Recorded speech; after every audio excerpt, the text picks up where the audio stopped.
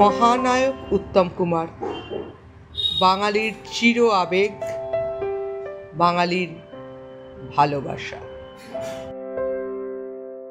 প্রতি বছরই তার মৃত্যুদিন, জন্মদিন সবেতেই শ্রদ্ধার্ঘ্য নিবেদন করে আপামর বাঙালি, সাধারণ থেকে সেলিব্রিটি সবাই।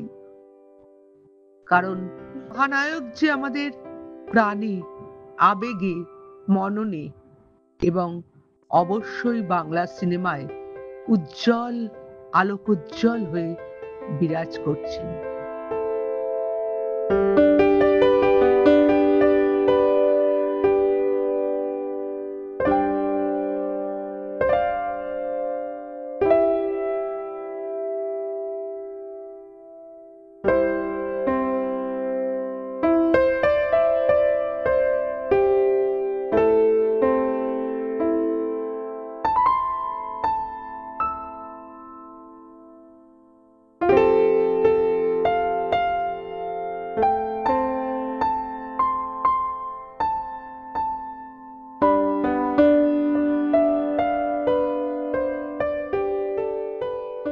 মহানায়কের সংস্পর্শে আসা, মহানায়কের সাথে স্ক্রিন শেয়ার করা একজন স্বনামধন্য অভিনেতা শঙ্কর ঘোষের কাছে আজকে পৌঁছে গেছিলাম মহানায়কের কথা শোনার জন্য।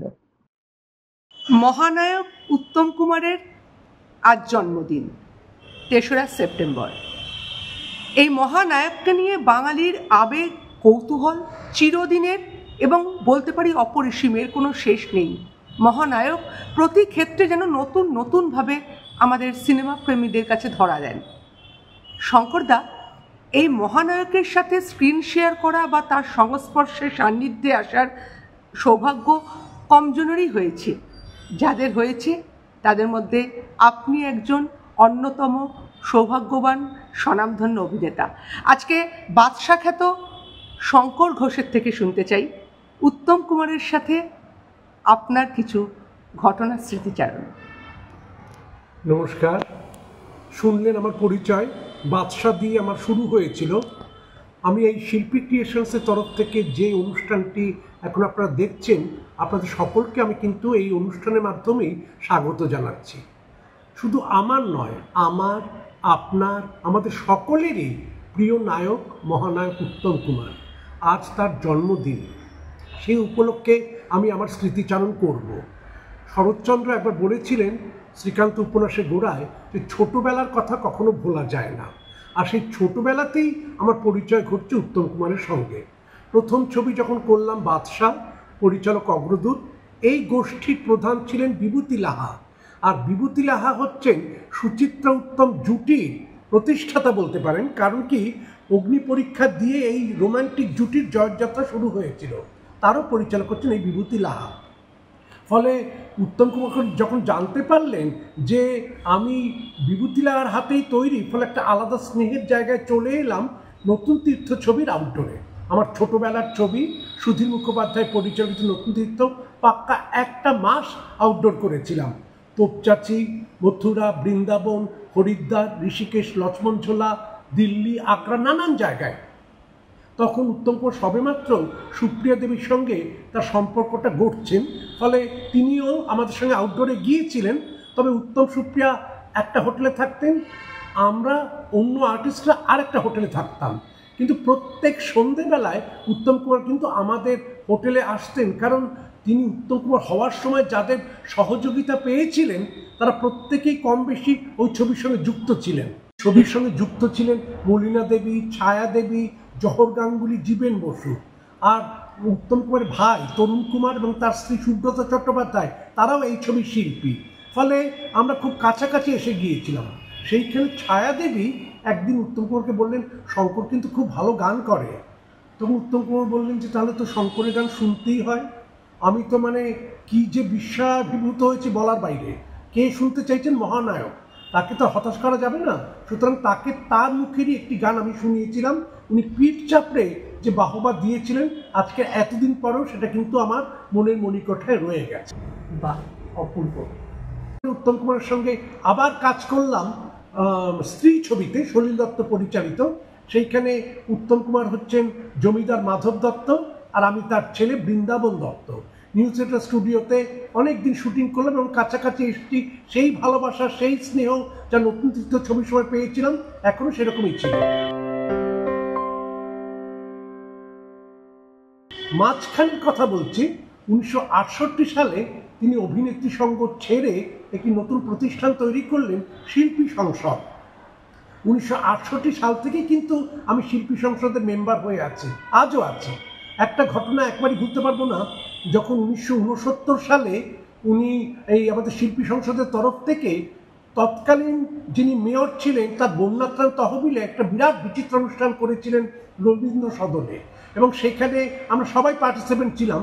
কিন্তু লোকের কাছে আকর্ষণের বিষয় ছিল কিন্তু উত্তম সুপ্রিয়ার দ্বৈত কণ্ঠে গাওয়া একটি গান, যে গানের গীতিকার গৌরীপ্রসন্ন মজুমদার, সুরকার নচিকেতা ঘোষ। এই মোম জোছনায় এসো না অঙ্গ ভিজিয়ে গল্প করি।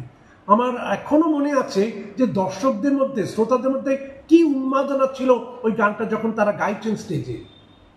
তারপর উত্তম কুমারের গান তারও আগে শোনা সৌভাগ্য হয়েছিল, সেটা একটা স্মরণীয় ঘটনা। তিনি চিড়িয়াখানা এবং অ্যান্টনি ফিরিঙ্গি এই দুটো ছবির দৌলতে শ্রেষ্ঠ নায়কের পুরস্কার পেলেন রাষ্ট্রপতি। সেটা শুরু হচ্ছে সেখানে, নায়ক পুরস্কারটা শুরু হচ্ছে সেখান থেকে।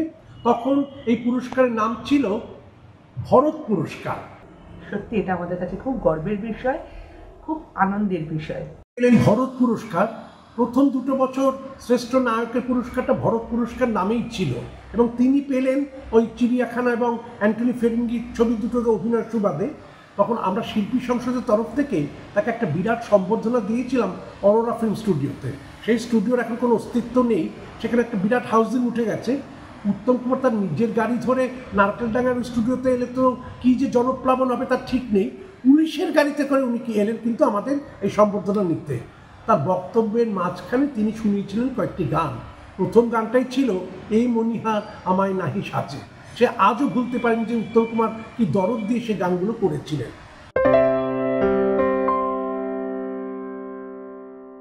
কুমারকে নিয়ে যা আমার অভিজ্ঞতা হয়ে রয়েছে সেই নিয়ে আমার 2টি গ্রন্থ বাজারে আছে। তার একটি হচ্ছে শশধর প্রকাশনী থেকে বেরিয়েছিল উত্তম সরণী। এই যে ফ্লপ মাস্টার জেনারেল থেকে তিনি যে মহানায়ক হলেন, এই পুরো ইতিহাসটা আমার এই উত্তম সরণীর মধ্যে আছে। আর দ্বিতীয় গ্রন্থটা হচ্ছে মহানায়কের নায়িকারা, কিশলয় প্রকাশন থেকে বেরিয়েছে। আমাদের তো একটা ধারণার মধ্যে আছে সুচিত্রা সেন, সুপ্রিয়া দেবী, সাবিত্রী চট্টোপাধ্যায়, কিন্তু এই ব্যতি রেখেও এক রাস নায়িকার বিপরীতে তিনি নায়ক হয়েছেন। এমন অনেক ছবিতে উনি কাজ করেছেন যেখানে নায়িকার সঙ্গে তিনি একটিমাত্র ছবিতেই কাজ করেছেন, যেমন নতুন তীর্থ ছবিতে সুলতা চৌধুরী, ওই একটি ছবিতেই তিনি উত্তম কুমারের নায়িকা। ললিতা চট্টোপাধ্যায়, নন্দিতা বসু, রীনা ঘোষ, সুনিতা, এরকম অনেক নায়িকা আছেন যারা একটি একটি করে ছবিতে উত্তমের বিপরীতে কাজ করেছেন। এদের সবাইকে নিয়ে আমার গ্রন্থ হচ্ছে মহানায়কের নায়িকারা। ভালো কাটতি হয়েছে বইটা, ভীষণ ভালো।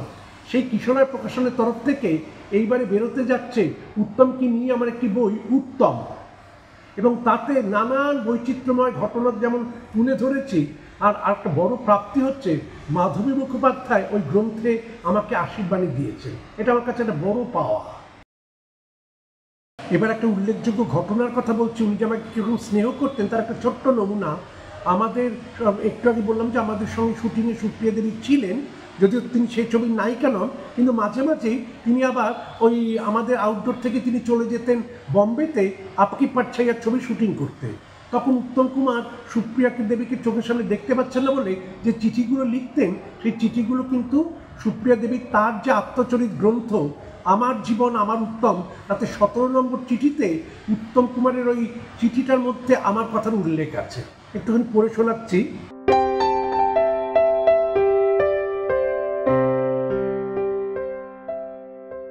ফেরার পথে যখন বাচ্চা শঙ্করকে বাংলোতে পৌঁছতে গেলাম, অজান্তে বুক চিরে একটা দীর্ঘশ্বাস বেরিয়ে এলো। মানে সেই দীর্ঘশ্বাসটা এসে সুপ্রিয়া দেবীর কাছে নেই বলে, কিন্তু এটা এই যে চিঠির মধ্যে আমার কথা লিখেছে বাচ্চা শঙ্কর, এটা কিন্তু আমার কাছে একটা বড় প্রাপ্তি।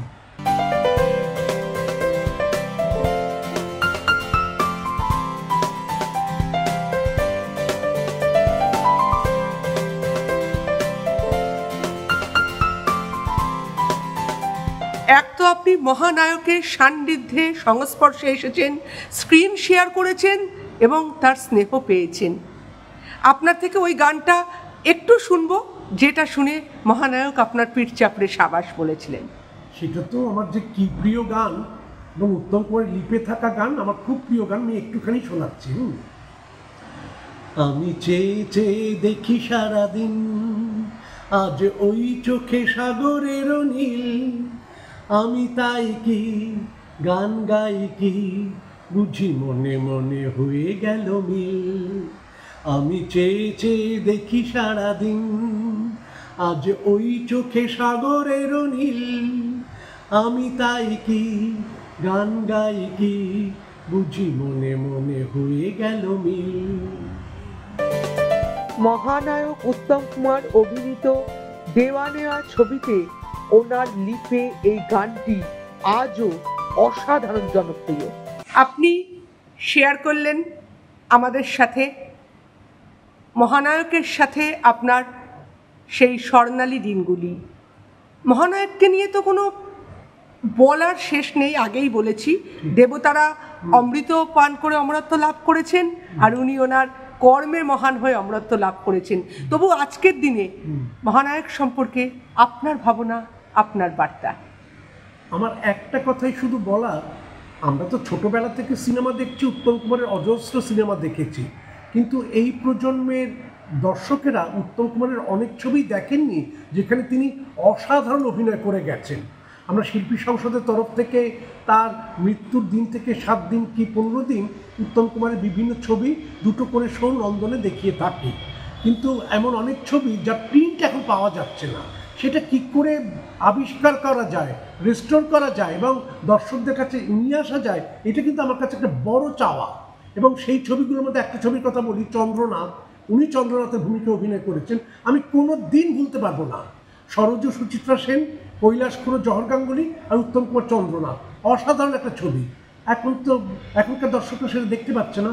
হ্রদ, যে ছবি থেকে তিনি প্রথম BFJের শ্রেষ্ঠ নায়ক হলেন, বেঙ্গল ফিল্ম জার্নালিস্ট অ্যাসোসিয়েশনের তরফ থেকে, সন্ধ্যারানীর বিপরীতে তিনি নায়ক। একটা কি অপূর্ব অভিনয় তিনি করেছিলেন। আমরা চেষ্টা করেছিলাম হ্রদটাকে যদি দেখানো যায় কোনো দিন নন্দনে, কিন্তু হ্রদেরও কিছু পাওয়া যাচ্ছে না। এরকম অনেক ছবি আছে যেগুলো উত্তম কুমার অসাধারণ অভিনয় ধন্য, কিন্তু এখনকার প্রজন্ম দেখতে পাচ্ছে না। আমি দেখেছি, কিন্তু এখনকার প্রজন্ম দেখতে পাচ্ছে না। এটা আমার কাছে একটা বড় চাওয়া, যেগুলো কিভাবে আবিষ্কার করা যায়, কিভাবে রেস্টোর করা যায়, কিভাবে করে দর্শকদের সামনে আবার নিয়ে আসা যায়। শঙ্করদা, আপনাকে অনেক ধন্যবাদ। আপনাদের স্মৃতিতে, আপনাদের ভালোবাসায়, আপনাদের শ্রদ্ধায়, সর্বোপরি বাঙালির আবেগে মহানায়ক আমৃত্যু অমর। ঠিক কথা। নমস্কার। আমার মনে হচ্ছে শিল্পী ক্রিয়েশনসের তরফ থেকে আপনাদের যেটুকু জানালাম, আপনারা তাতে আনন্দই পাবেন। বাদশা খ্যাত স্বনামধন্য অভিনেতা শঙ্কর ঘোষের থেকে জানলাম মহানায়ক সম্পর্কে অনেক কিছু। মহানায়ক সম্পর্কে অনেক তথ্য আমরা পেয়েছি সুপ্রিয়া দেবীর লেখা আমার জীবন আমার উত্তম গ্রন্থখানিতে। আরো অনেক তথ্য পেয়েছি তার সাথে কাজ করা সহশিল্পী বা সহনায়িকাদের থেকে। তবু আমাদের বাঙালির অদম্য কৌতূহল, আগ্রহ, ভালোবাসা তাকে নিয়ে শেষ নেই। যত শুনি, যত জানি, মনে হয় আরো জানি। আজ জন্মদিনে মহানায়কের প্রতি রইল বাঙালির শ্রদ্ধার্ঘ্য।